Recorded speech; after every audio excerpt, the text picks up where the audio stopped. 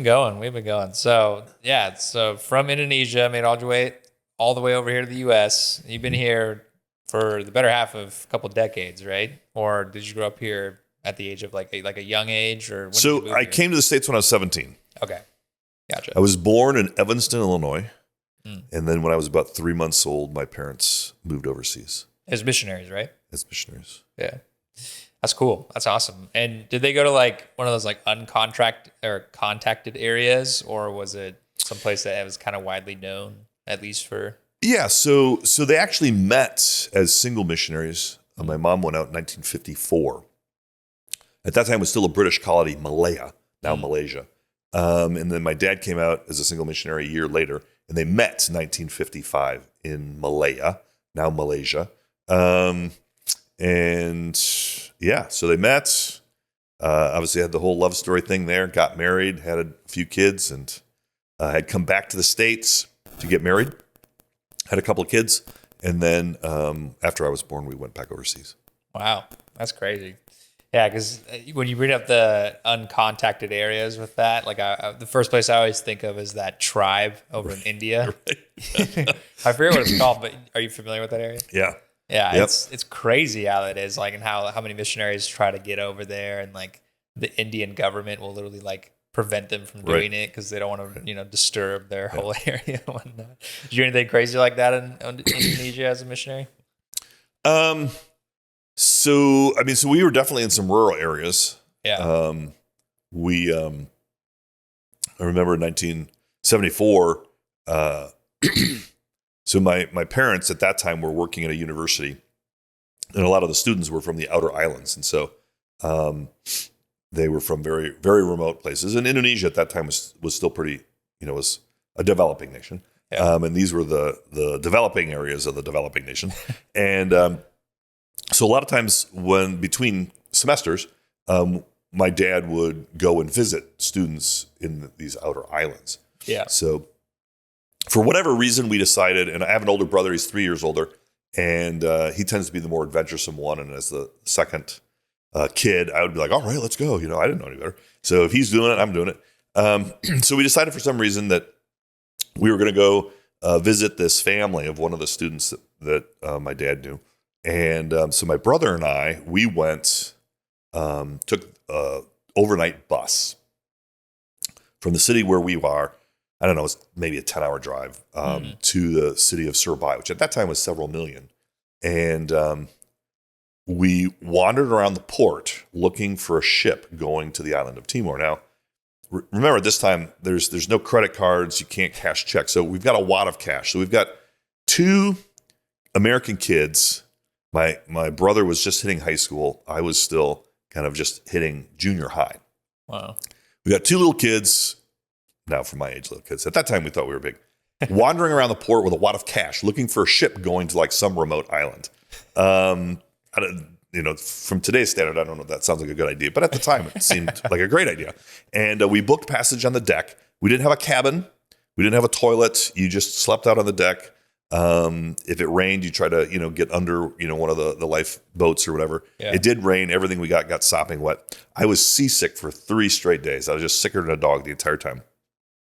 Eventually, we got to the capital city of Kupang. We wandered around again. There aren't cell phones or smartphones or whatever. Right. So we've got an address on a little slip of paper, and we wander around till we find that address. We stayed with a student for a few nights, and then my parents flew in. We hooked up with my folks. We took a bus as far as the paved road went. Then we wandered around looking for a truck that was going into the interior. It was a non-paved road, and so we took this truck. Spent a couple of days. We'd sleep along the side of the road when nighttime came. Finally hit a patch of really good ground that was dry and straight. The driver got drunk and drove the truck over the cliff. But it was an open back, so we all just like bailed out. Spent the next 3 days walking by foot to get into this village. And when we got to the village, we were the first foreigners that had been there since the Japanese in World War II. Whoa. So yeah, it wasn't necessarily like your island off of India, but it was, it was kind of eccentric. You've met Donnie. When he was that age, I had a hard time as a parent letting him drive his bike over to the Circle K because he had to cross some big intersection streets, And I remember at the time thinking, man, when I was that age, I was like, off to the port on my own, like wandering around, and that was somehow okay. But these roads here in the East Valley are pretty treacherous, so you got to be careful crossing. Like the those. Lions trying to kill you over. That's right. In That's Indonesia. right. Exactly. Yeah, because there's a lot of like wild creatures out there that obviously we don't have in the U.S. Like, is it kind of like the rural jungle area? I'm not too familiar with the geographics of that at all. Yeah. So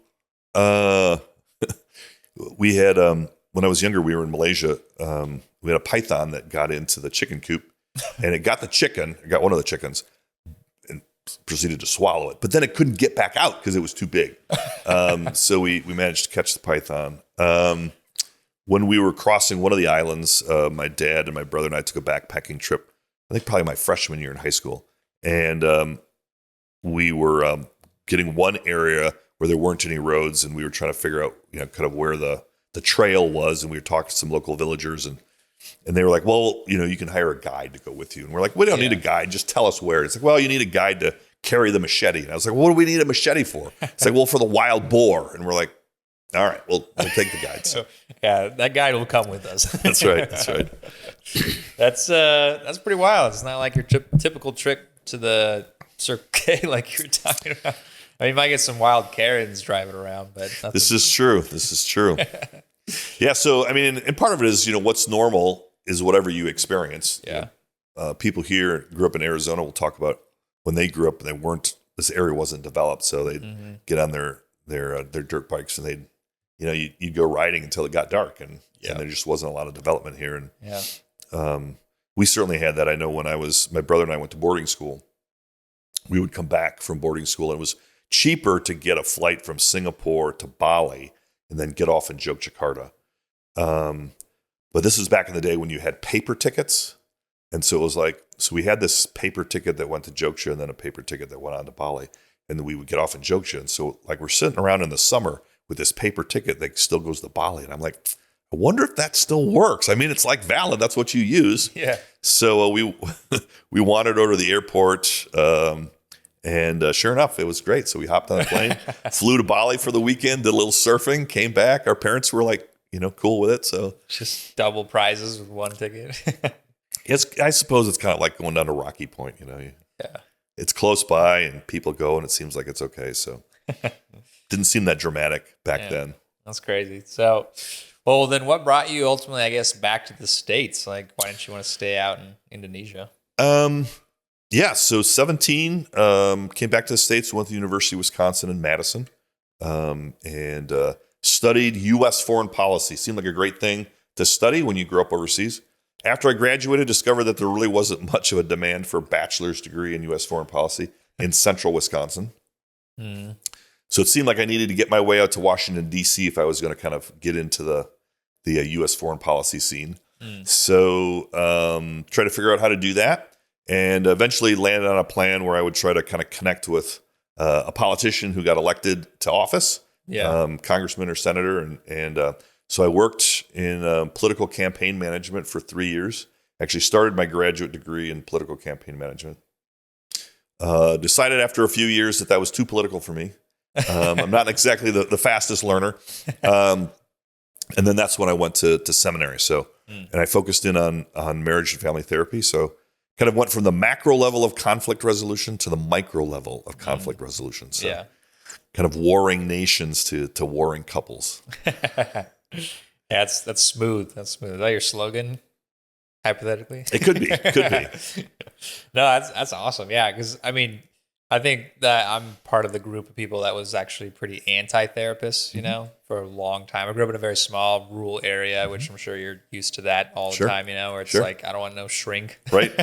But as time went on, I got humbled pretty quick throughout life. And I was like, you know what, maybe I need somebody that's smarter than me to help me figure out what the heck's going on upstairs, So I started going to therapy and it transformed my life a bit in the sense of like, because she broke it down for me in the sense that's like, if you break your leg, You know, like you're not going to just put a cast on and just walk, you know, Right. like you need therapy to Right. fix it, you know? So that's what really kind of struck a chord in me because I'm, you know, really big into fitness and whatnot. So I was like, okay, I can relate those two pretty easily, you know? So it's Right. like, it's not really like therapy. It's not like you're just going to talk about your feelings, you know, like you're Right. actually trying to work out the Right. thing that has been damaged, you know? So, Yeah, my daughter tore her ACL in high school playing sports, and so the rehab actually was longer than the surgery. The surgery itself was actually fairly short. yeah. So kind of fixing the torn ACL was a short process. Right. Getting her strength back, kind of being able to kind of get the flexibility. I mean, they literally wanted her walking the next day. Wow. And you certainly see that with athletes where in some ways her knee was stronger after 9 months. She wanted to get back for her junior year, play basketball. And so her knee was probably stronger after 9 months of physical therapy than it had been before. Yeah. Then what she discovered was that she kind of compensated for that, and she ended up injuring her right knee.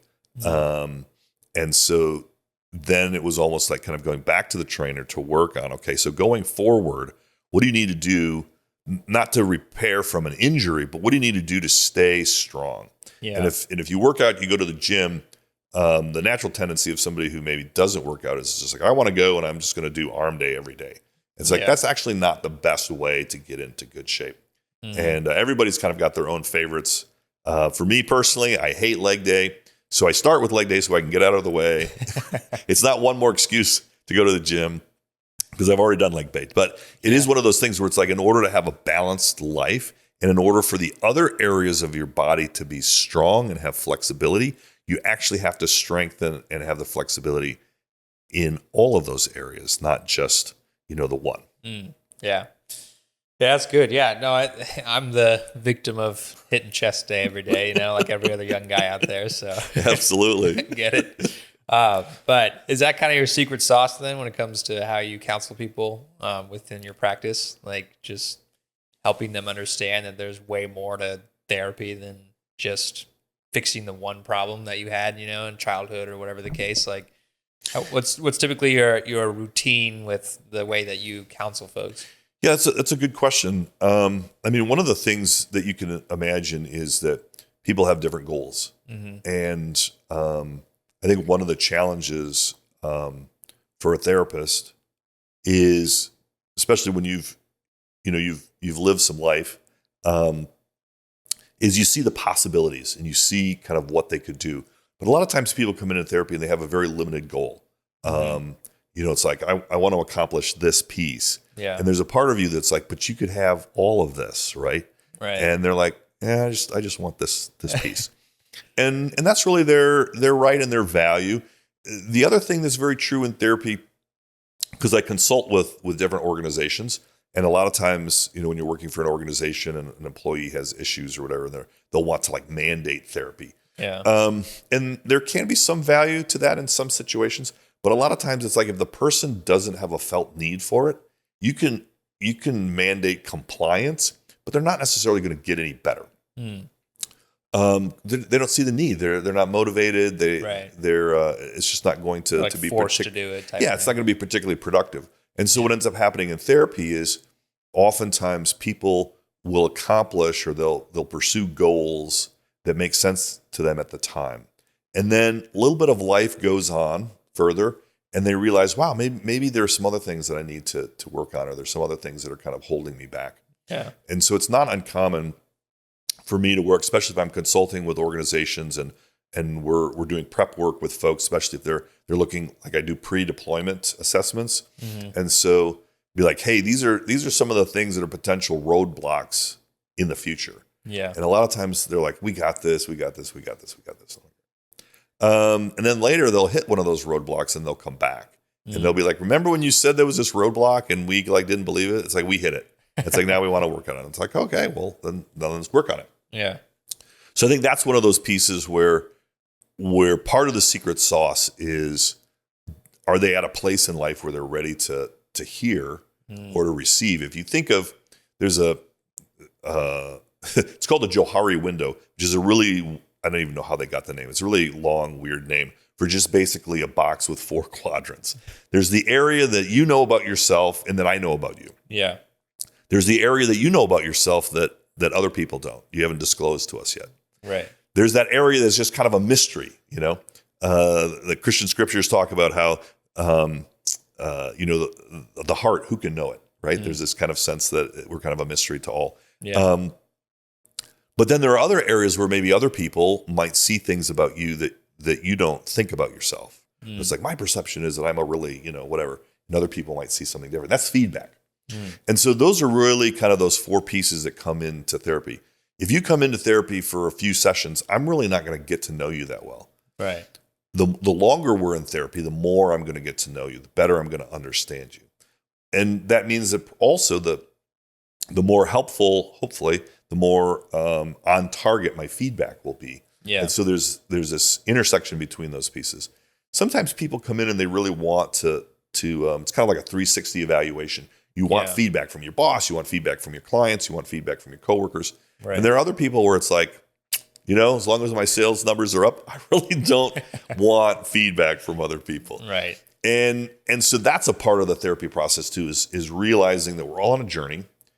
What is this stretch of journey for you? And what do you need for this stretch? Yeah. And if, you're happy or content with this one little piece, then take it, run with it. And when there's another season where you run into something else that maybe you need something else, come back. Yeah. So probably a lot of your clients are built off of like repeat customers, like the seeds that you planted years back that are now grown, and they're like, hey, like maybe Justin was onto something, like he had some foresight. Yeah. So everybody's got a different model. And one of the things for me, cause my goal, my ambition has not been to kind of, create this massive therapy empire, state to, be able to have some kind of public IOP launch or whatever. So I have a small practice, and I don't really grow my practice with paid advertising and, an amazing website and all that kind of stuff.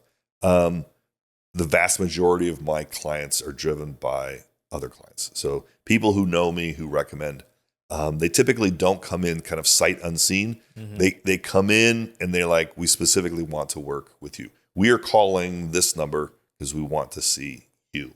And so that creates right from the very beginning a unique relationship. Yeah. And I try to provide a service in kind. So rather than kind of like going to a large shop that's got a lot of turnover, just kind of cranking through people and stuff. Yeah. Which has its value and its place in a market, free will capitalist market. But then there's kind of that concierge level of service, and that is the piece that I try to be able to provide. Is I'm not the biggest shop. I don't provide everything to everyone. I don't have an option for everything.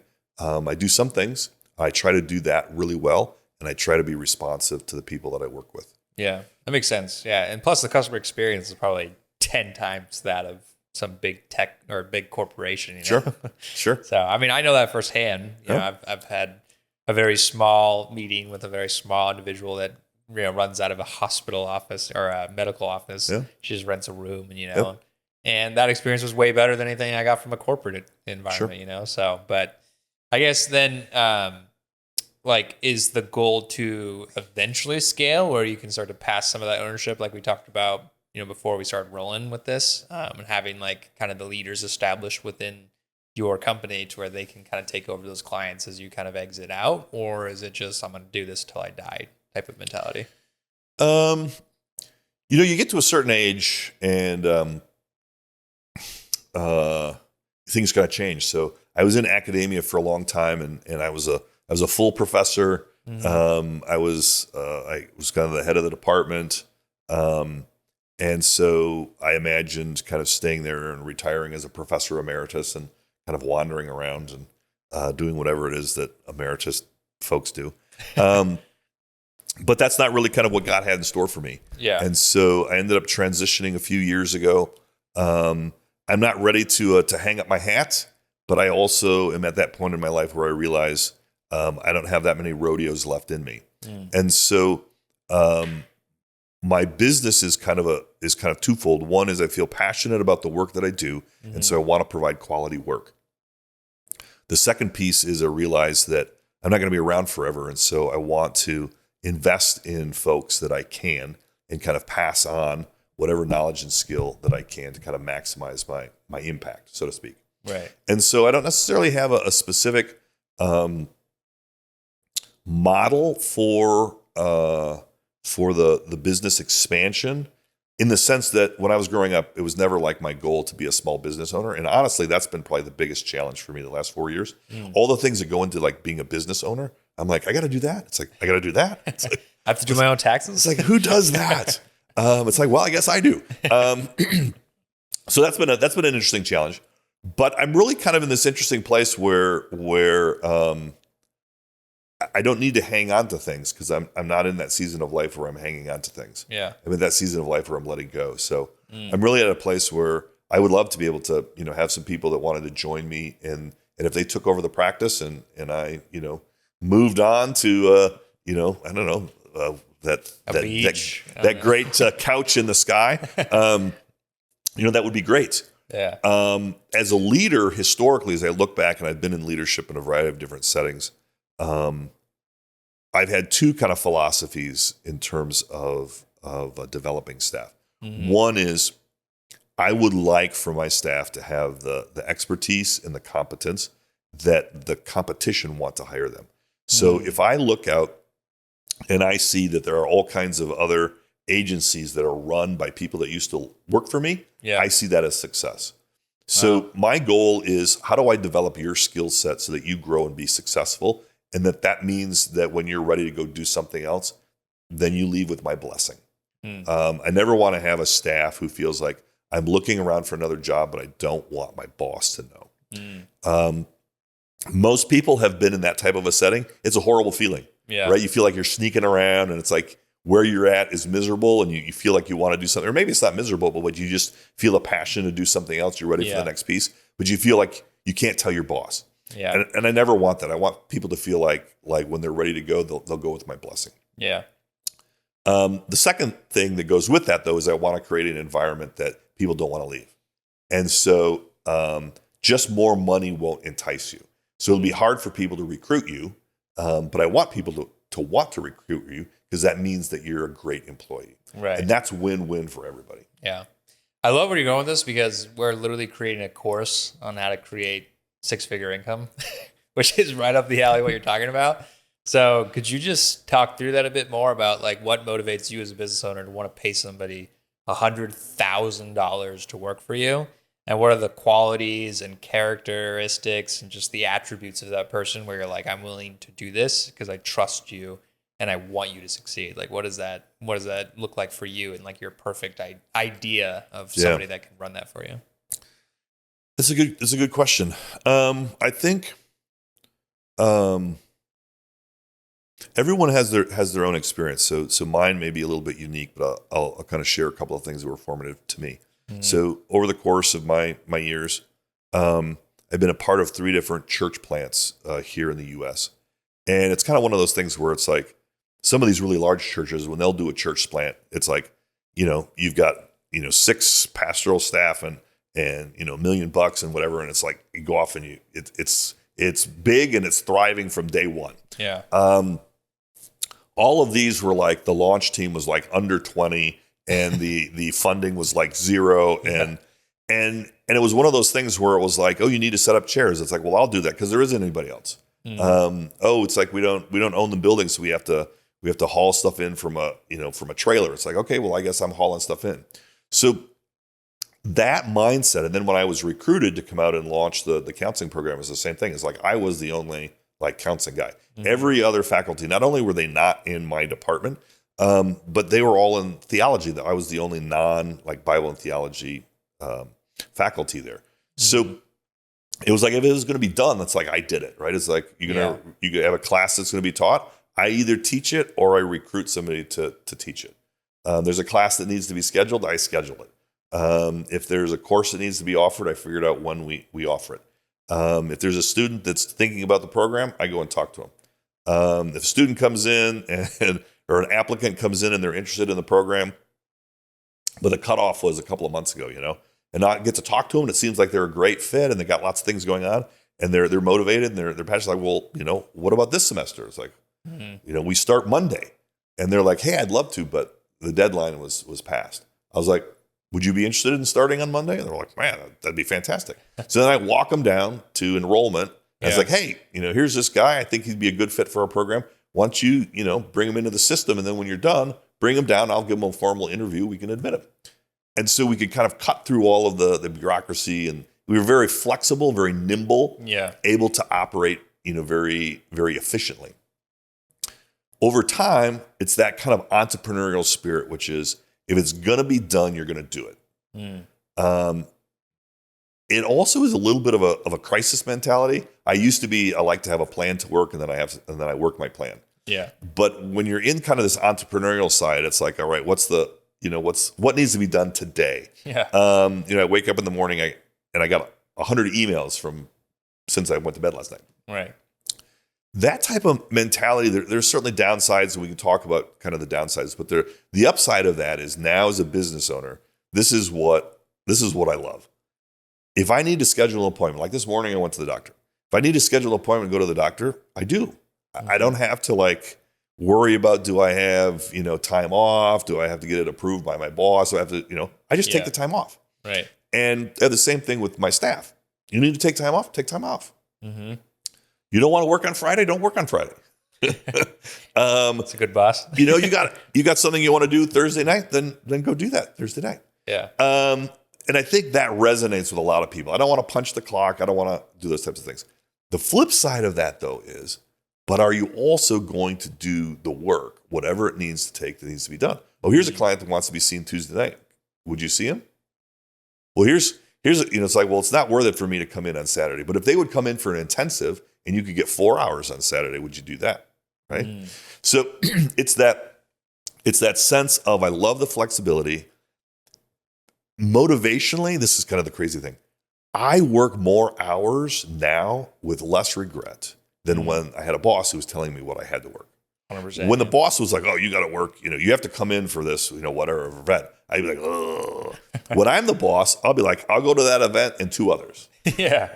Because it's my decision. It's my choice. Yeah. And I want that type of staff.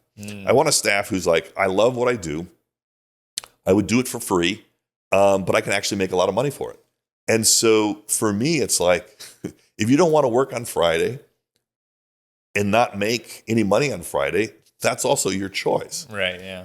Are there people where it's like, I'm going to take Friday off because I got something I want to do, whatever that might be. Yeah. But then in order to thrive, I'm going to show up sometime. I'm going to put in the hours sometime. And you're going to be like, wow, how are you getting all of this done? Yeah. That's the piece. Are you hungry? I remember, this has been years ago. We used to play this when the kids were little and they were involved in sports. There was a kind of one of those motivational things. And the guy was like, he was telling a story. And he was talking about, he's like 50 Cent. I used to know 50 years, talking with 50 or whatever. Yeah. And he was like, when do you sleep, 50? And 50 said, I don't sleep. I don't want to miss an opportunity to be successful. And I'm all for getting a good night's sleep. But the piece that oftentimes people miss is, are you willing to invest and jump in and to do the job and to do the work because you love the work and you want to be successful? And for me, part of that being successful part is, can I make you successful? Right. And so in many ways, I'm less motivated to get up early or to come late because I can get another buck. I'm at the point where that doesn't motivate me that much. Right. But if I can get up early or I can stay late to make you successful, that drives me. I will get up for that. I will show up for that piece. Sometimes people like to be on the receiving end of that, but then they don't want to work that hard. It's like, at some point as a boss, I'm like, wow, I feel like I'm working harder to make my employees successful than they are.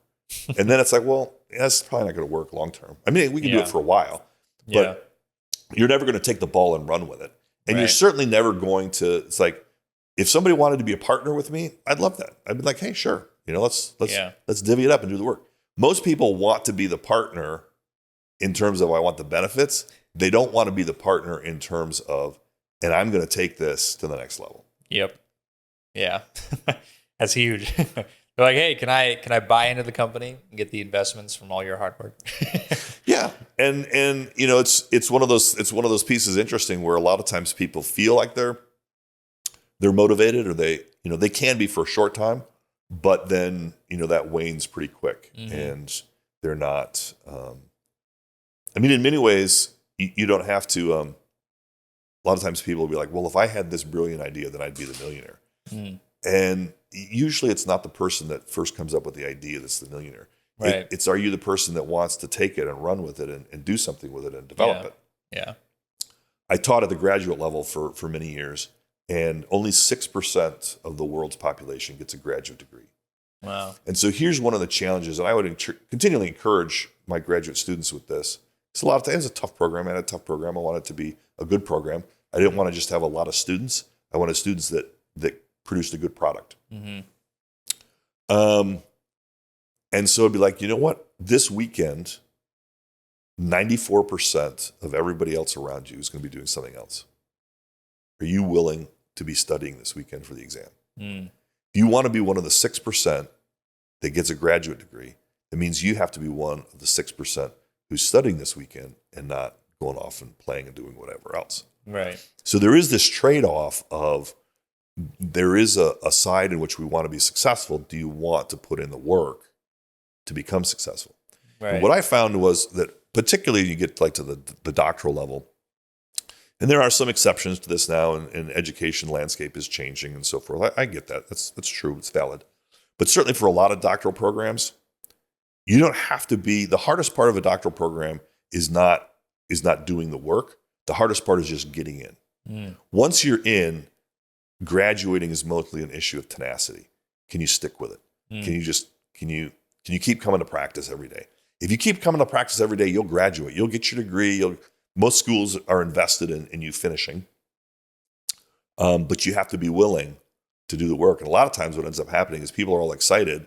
They've got all these visions and ideas about what they want to do, but they're not really interested in the grind. And if you're willing to put the work in, this is true whether you're going to the gym or whether you're going to school or kind of whatever it is that you're doing. If you're willing to put in the work and not just kind of, hating every moment of it, you'll find that you actually begin to enjoy it and you are more successful at it, and you'll get where you want to go. Yeah. Yeah. The fitness one is huge, like if you just learn to enjoy the journey, like it'll be 10 times easier and you'll feel better while doing it. You know? So, yeah. So then you probably come across a lot of the people you counsel that are probably high caliber individuals that maybe own businesses and whatnot. Like when they're trudging out to go do probably one of those difficult things that you can do, which is to be your own boss. Like what's your, I guess, game plan for those people to keep their head on straight, to not jump off the bridge and to keep going? Do you have like a specific strategy that you usually roll out with them? Like, what does that look like? There are a couple of different pieces. Let's just take a look at professional athletes, for example. One of the challenges with professional athletes is you're a starter or you're nothing. And so there is this, as a kid, there's this push, to be able to get to the next level and then be able to get to the next level. And then, so you're always wanting, it's almost like getting to be varsity, wanting to be the varsity player. But the truth of the matter is, most kids today who are playing whatever sport they're playing, you're only going to be a varsity player for 2 years, maybe 1, maybe 3. But by and large, there's a very short amount of time. But so that if you want to go to one of the big schools here in the Valley, you want to go to a D6 school, you got 3,000 kids or whatever out there playing, you've probably been working at basketball, baseball, whatever it is for, 10 plus years. Now you're finally there. And in a year, it's gone. And so a lot of times there's this push to get somewhere and you don't enjoy the journey, and then you burn out. Or you finally get there and then you get off to college and now you have the same piece. What ends up happening though in the transition from school into the rest of life and into your business world is there's a sense that somebody's always after my position.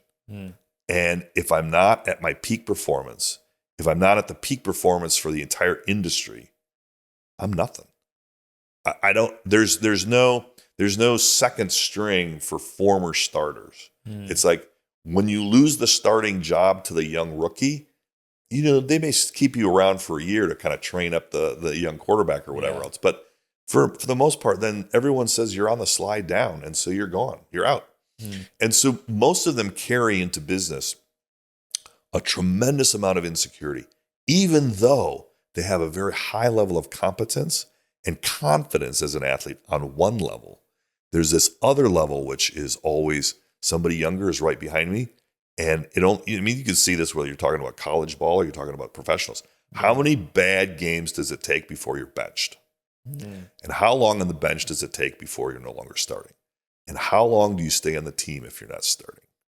And so that becomes one of those huge pieces that professionals have to work with once they leave the athletic field and try to move into business or some other area arena. Certainly one of the other dynamics that a lot of professionals work with is that their professional life and their personal life don't match up. And so their personal life oftentimes tends to be where they come in and see me. Now, I have a very biased sample because the professionals that come in to see me are the ones that are coming because they have problems. The ones that don't have problems, it's not like, hey, I got a bunch of money. What am I going to spend it on? Oh, I'm just going to go see a therapist and tell them how wonderful I'm doing. So I have a biased sample. And then because I do a lot of marriage work, my sample is also biased by the fact that I tend to see the people that have marriage difficulties. Right. But that tends to be one of those areas where a lot of times business individuals and entrepreneurs can be very, very successful in terms of pursuing success in their career. But their personal relationships, their family relationships, oftentimes are a casualty along the way. And what we find is that the tools that oftentimes take for success in the marketplace aren't always the same that provide for emotional intimacy in the home. Many industries, not all, but many industries, you don't want to be vulnerable, particularly if you're competitive, which most entrepreneurs are. It's win-lose. And when you get into a win-lose dynamic in the marriage, then the marriage loses. It doesn't matter whether you win or your wife wins, the two of you lose. And so you have to figure out how to not get it into win-lose, how to get it into the team. The two of you are doing this together. It's not coming between you, pitting the two of you against each other.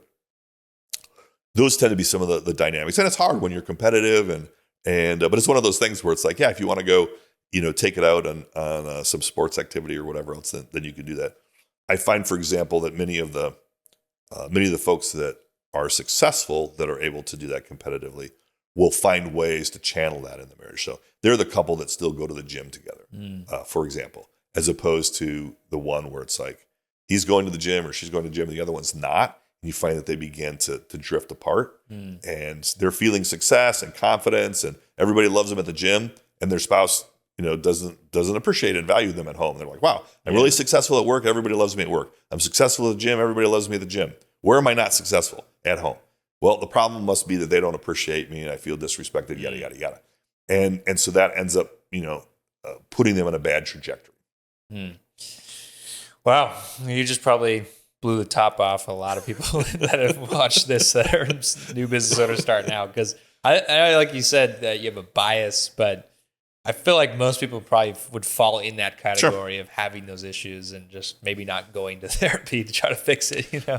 One of the things that's interesting along that line is I remember there's a number of articles that's out there. You can still find it on the internet. During World War II, the Allies did a big bombing campaign. So these heavy bombers were a big deal, and a lot of them would get shot down. And so what they did was they would look at the bombers that came back and where all the bullet holes were, and they would try to figure out, these need to be the places where we need to put armor, because that's what's getting hit. And it took a smart engineer to be able to figure out, no, that's not the case. The bombers with all those holes, they actually made it back with holes in those places. So those places can take the hit. The ones we have to be worried about are the ones that never made it. The ones that never made it because they had holes elsewhere. And so that tends to be the issue, which is in some ways, I'm working with, metaphorically in that case, I'm working with the marriages that aren't making it. So I'm looking at those areas of, when it doesn't make it, why is that? And those tend to be those areas. Dang. What was that article called, you said? I don't remember the title of it, but you can kind of explore or look that up online. Yeah. Yeah. I think we're looking it up right now. Hey, look at that. Is this the one you're looking at? Yep. Pattern seemed clear. That's crazy. Yeah. I mean, that would make such sense that we would automatically assume like, oh, like let's beef up the armor in these places. But no, let's look at the ones that are in the enemy lines right now. That's right. That's currently right. being used to scrap their tanks. So. Right. All those areas that don't have the red dots on there, those are the ones where if there were a red dot, they didn't make it back. I think you got them circled there on the end at the back there. It's like those are the key areas where we need to have protection. Which is why over time they ended up armoring the cockpits and the engines, because those are the ones that tend. I suppose if you kill the pilot, it impacts a variety of things on performance of the airplane. So that's interesting. Yeah, that's crazy. Well, I actually been burning to ask this question about a psychology question. Sure, because it's not like anything related to anything we've been talking about, but psychology is probably my favorite subject, just through school and whatnot, because I actually took a criminal justice course and everything. Sure. And that was the number one thing they talked a lot about was psychology and, profiling folks and like learning the ways of the human brain, I've read a few psychology books that, I'm drawing a blank on her name, but she wrote, Turn on Your Brain. I'm sure you probably Switch on Your Brain. Switch on Your Brain. Yeah, Switch on Your Brain. I think it's something Myers or something like that. Read a couple books like that and everything, but just genuinely curious, like what your number one most fascinating fact is about human psychology that you could probably pull from the archives and talk about for hours, but maybe just a few minutes. Yeah. It's interesting. I mean, certainly one that kind of pops to mind right away. So I'll give you the psychology, and then we can kind of go back and revisit, or maybe kind of two different things. All right. One is the propensity to create in-groups and out-groups is universal. And what that means in kind of layman's terms is we always create us's and thems.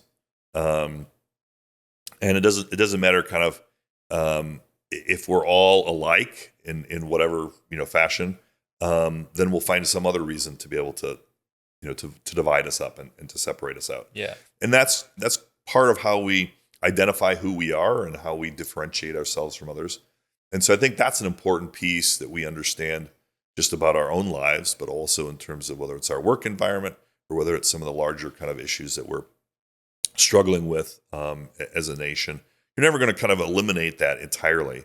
And there's actually value and strength in being able to have a sense of, this is you see this, for example, a lot in sports. One of the things that sports provides, and there are lots of limitations to sports, but one of the things that sports provides is that most kids who are involved in some sort of extracurricular activity do better in part because they have a sense of belonging somewhere. They have an identity, whether it's they're part of the band, whether they're part of the theater, production club or whatever, or whether they're on the basketball team. They have an identity and they belong somewhere. And that's not a bad thing. There's a lot of value to that. The other thing that I would throw out with that kind of along that in terms of psychology is the most intense emotional experiences that we have are in the making and breaking of effectual bonds, which is kind of like, it's like when you make up or you break up, right? Those are like the high intensity times. Yeah. Which is why, for example, if you watch any of the cop shows and whatever else, one of the first people that they're going to question and ask, about are your significant others. So I had a friend who passed away a couple of years ago, and the police, he literally had a heart attack. He was out jogging and he had a heart attack. Dang. And the grieving widow is at the hospital in the emergency room, body's still there. And we went down there and the police came, and it's like they wanted to ask a bunch of questions. And there's a part of it which is like, how totally inappropriate is this? Yeah. But there is a sense in which the intensity of our emotions is strongest. Yeah. When it's like the first kiss, right? Yeah. The first kiss can only happen once. So people who chase the first kiss, it's always going to be elusive because once you've had it, it's gone. And then there's the breakup. And those tend to be the super intense emotional times. Right. And that tends to be the intensity that we work with and that we see in the therapy process. when the relationship is new, everybody's all excited and infatuated. You put your best foot forward. They're putting their best foot forward. Yeah. You give them a lot of grace. You forgive their little mistakes. You find it funny and cute and whatever else. Then after you're married, you've been around for a while, right? Then it bothers you, and it's like, I can't believe they do that. And that's just so disgusting, whatever else. And then we kind of struggle with this thought where it's like, man, I fell in love and it was so amazing, and I don't feel anything. Well, you don't do any work with gravity. When you fall, there's no effort required on your part. Gravity does all the work. So then there's this sense of, I shouldn't have to work at love in a relationship because I didn't work at it when we were dating. I just fell in love. So there's a cultural piece that says, if my therapist is telling me I have to work at it, it must not be real. It must not be legit. Because if it was real, if we were soulmates, I'd have this intense emotional feeling. Yeah. And so it's hard oftentimes for people to feel like they have to work to repair or a relationship or to work to keep the fire or the flame alive. Yeah. Yeah. Yeah. Because, I mean, that makes a lot of sense because when you fall for someone, it's easy. You know? Sure, it is. It's like putting on a nice, comfortable pair of shoes, That's right. It just works, right? That's right. Dang. So when you watch cop videos, do you just nerd out and just love the psychology of it? I remember, so I had mentioned to you earlier when we were talking, I did a postdoc in a maximum security facility. Yeah. And I remember I did some research. I worked with serial sex offenders. So everybody that I saw, everybody in the facility was a long-term sex offender, high risk, multiple offenses. And I did research in that population. And I remember I was actually at a conference in Chicago and we were presenting our research. And I'm back at the hotel and I'm flipping through the channels, and it's like special victims unit. And I'm just going from one to the other to the other to the other. And I'm like, this is work. This is not like entertainment. This is not helping me unwind. This is just like, this is what I do all day long. So there is a certain sense in which I've kind of lost some of my passion for some of the cop shows. I'd rather go for something that has like no plot at all because I'm turning off my head. It's like I don't want a plot, or I want something that is not so formulaic. That's right. It really has got the twist. It's like, man, I didn't see that coming.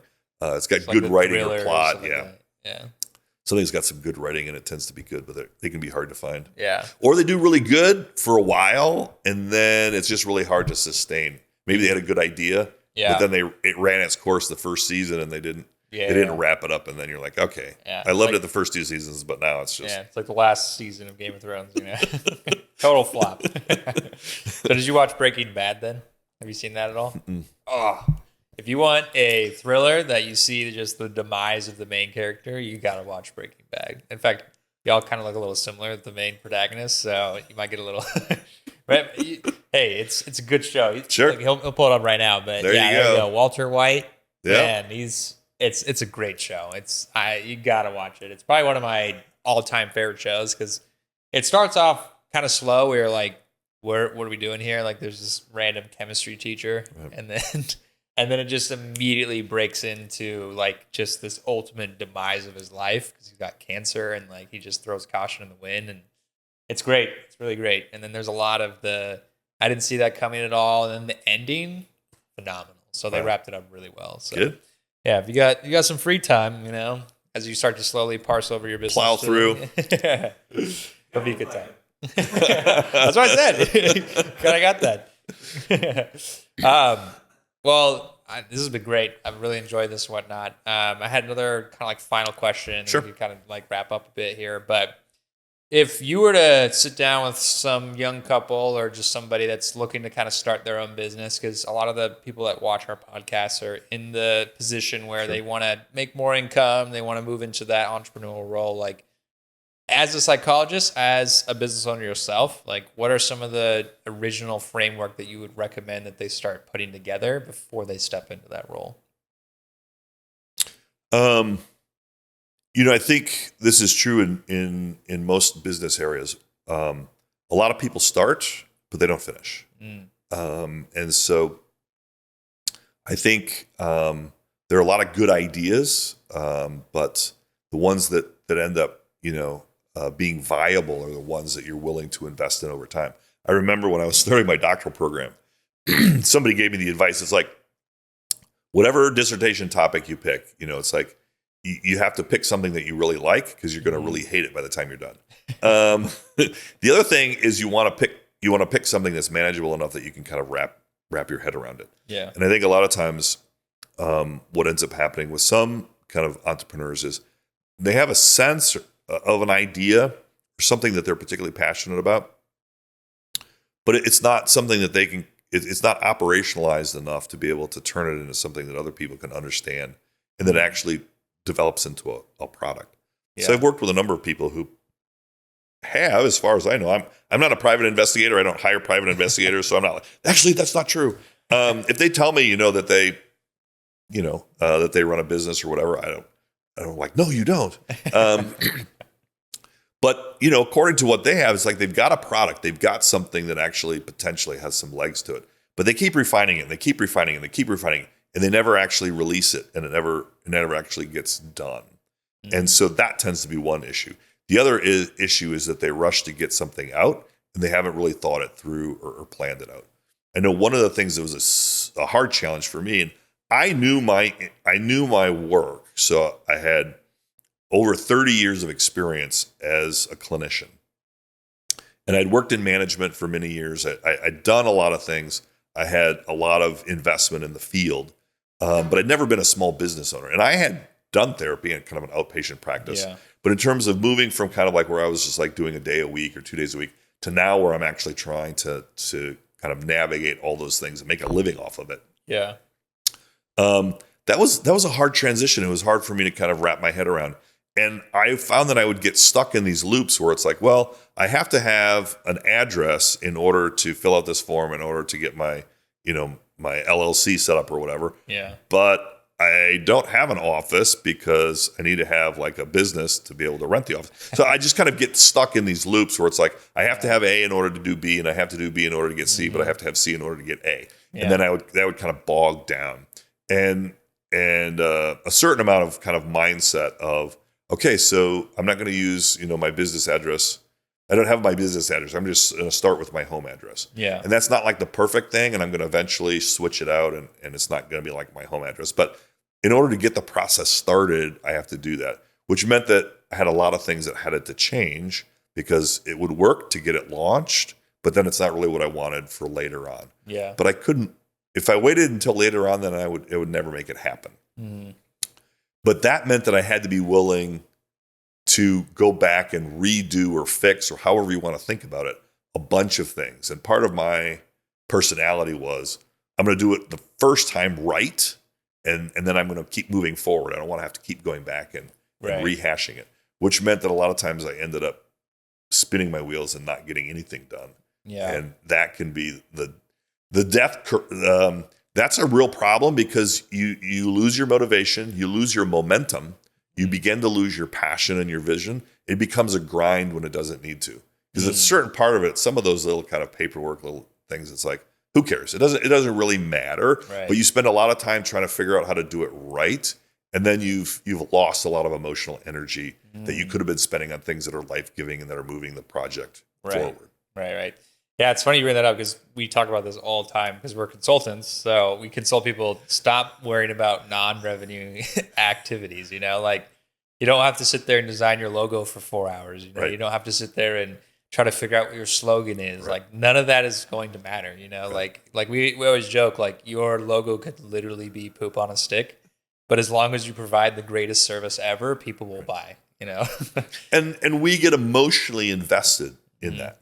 And so we play around and we tinker and it's just like, we're kind of continually putzing with our logo or whatever. Yeah. and you can do that once you actually have a logo and the business is up and running. Yeah. So if you have nothing else to do and you're bored and you're sitting around, then you can go back and play around with your logo. Sure, but you already have it up and running. So you can always modify it. Yep. Many people get stuck on it and they never get it out. Yep. Because they're wanting to get it perfect that first time. Yeah. Or they're so worried about like, what is my business going to look like 10 years from now? What is that going to look like? It's not going to look like anything because it's not going to be anything if you don't get this logo out. Publishing is the same way. I remember a colleague of mine who was very successful and published a bunch of books. And one of the very helpful pieces of advice that I got early on was so often new authors work so hard to get like the best book ever. And then it never gets done. And it's almost like, a finished book is infinitely better than the perfect book that you never finish writing. Yeah, it's better to sell one copy than none. Yeah. So yeah. And then what you find is that once you've got the first book done, then it takes so much of that pressure off of you. This is my identity. This is my mea culpa. This is me, Yeah. And all of a sudden it's not about the book. It's about your identity and your worth and your value. And it's got all these existential pieces in it. And it's like, well, of course that's never going to be done. Yeah. But you have to let go of that. Get the book out. And then you could write another book. And then you can write another book. And then and then over time you'll be able to see, actually have a body of work that encapsulates a lot of different parts of my life. Maybe early on I wrote these books and this is really where I was at. Now I'm writing something different. I'm doing something different. Yeah. My guess would be, for most of your audience, your business is the same way. 10 years from now, you're going to want a different business. 10 years from now, hopefully you've got 10 years of experience and that your business is going to grow with you. Your vision for business is going to grow with you. Your concept or conceptualization of what businesses can be and what's going to be a fit for you is going to be different 10 years from now. So run with what you have now and let the future self learn from you. That's so good. Yeah. I heard it one way, John Maxwell, if you're familiar with him. Yep. He said, because people would always come to him and be like, hey, like, someone's stealing your quotes or someone wrote a book similar to yours. And he's like, that's fine. And they're like, you're not bothered by it. And he's like, I'm going to go write 10 more books this year. It's like some people that write one book will build a wall around it and will protect that as much as they can because it's the only thing they've ever done. Right. And I think that's, we talked a little bit earlier because that's part of that mental mindset shift, which is, I don't want to build a wall around my book. I want to give it away. Yeah. That's awesome. Yeah. Because we actually model our business very similar to a guy we follow like pretty closely. He's kind of like a distant mentor that doesn't know we exist. And he always talks about that. Like, how much could you give away literally for free? Because we live in a world today, and you could probably vouch for this too in your world, is that like there is so much that is being pushed towards the general populace. There's a lot of walls being built up to clients before they're even clients. And there's a lot of distrust and a lot of skepticism and whatnot. So it's like nowadays almost you have to do what the opposite of what business used to be, which is you give away the secret sauce for free and they'll apply it and they'll be like, this is so good. Where do I get more of this? And then that's when they come to you. Kind of like what you talked about, where you literally give a client probably what you would give a long-term client, what you would do in the first couple meetings, and then you'll never see them again. But then 2 years later, they'll call back and be like, everything you said worked. I want more. And then certainly, I mean, from an entrepreneurial mindset, you start out giving out the secret sauce, right? And then just have the flexibility and the mindset that can shift. Now you're the one producing the secret sauce because you've given it away. Everybody's going to want it. Yeah. When you're just holding on to it, right? Then it's like nobody even knows that there's this great sauce that's out there. Yeah. Once they know that there's this great sauce out there, then you can step into a whole different market. Yeah, absolutely. One more piggyback question off of what we were just asking about is so there's probably some people that are also watching that aren't necessarily starting a business, but they're crushing right now. Right. But you know this better than anyone. Like usually when you are crushing in business, other things in the background are usually falling apart. Right. Like your life and whatnot. And it's usually that we kind of live in the hustle culture today too as well. Like, grind, never relax, never sleep, like how do you counsel people to be like, yo, slow down. Like your business isn't going to fall apart because you attended to your wife for one weekend, like what does that look like counsel wise? Well, kind of the snarky answer is your business will fall apart if you don't attend to your wife because your marriage is going to fall apart and then she's going to take half of it. So,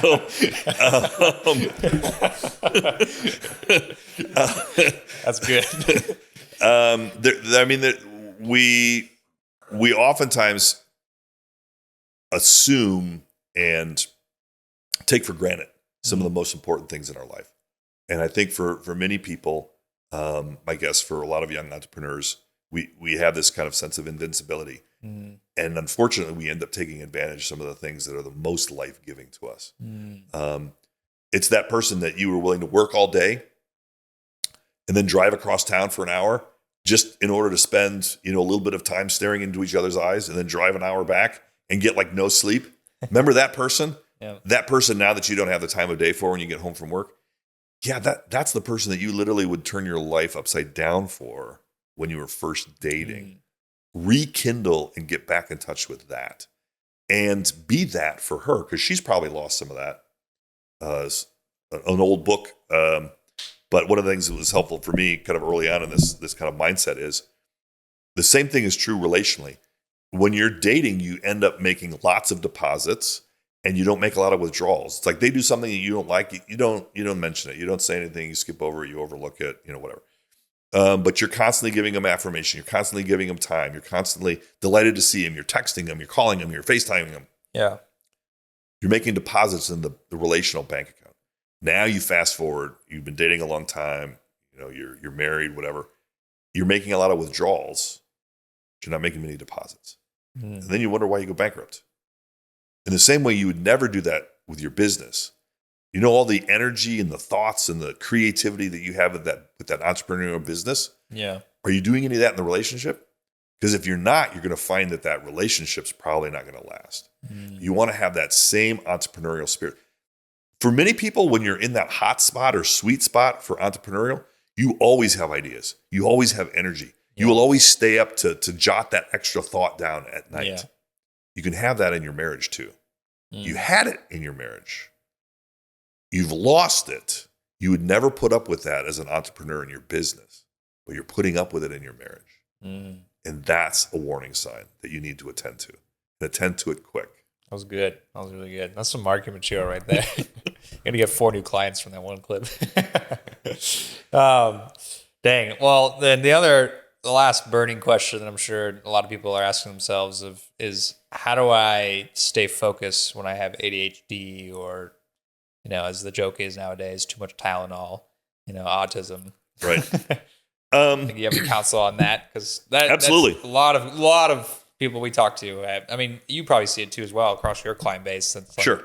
ADHD, people are getting stamped with certain things all the time. It's like, but there are some legitimate things to it. Absolutely. The skills that you need to be successful in elementary school are not the skills that you need to be successful as an entrepreneur. In elementary school, they want you sitting at the desk. They don't want you getting up. They don't want you moving. They don't want you humming. They don't want you standing up. They want you sitting there and doing exactly what they tell you for how long they tell you in the way that they tell you. So ADHD is a disaster in elementary school. ADHD can be your friend as an entrepreneur. You don't have to fight the way that you were created and designed. Run with those strengths. Is it going to have weaknesses? Sure. But so is the person who's uber focused and they've never had the ability to hold 2 thoughts in their head at the same time. So that person is going to be great, but they're going to be in many ways much more limited than you are. Run with your ADHD. Learn to manage it, learn to adjust it, but it's not. So a lot of times people who, and I've worked with kids for a long time, a lot of times people with ADHD will go off their meds in the summer because you don't need it to be successful in the summer. You need to be successful in an environment where they demand a certain type of repetition and other types of pieces. But we find that a lot of occupations and careers, they don't need to take their ADHD medication because, if you're out on the farm kind of doing whatever, you're thriving in life without that. Yeah. So I think that's an area where sometimes, even though we talk about, kind of diversity and neurodivergence and acceptance and whatever else, that talk stigmatizes too, as opposed to being able to say, maybe you've got some kind of spectrum behavior, but your wife fell in love with you, you fell in love with your wife, and you've got a great marriage. So why worry about these other little areas or these other little pieces? Yeah. Are there some things that you can learn? Maybe, sure.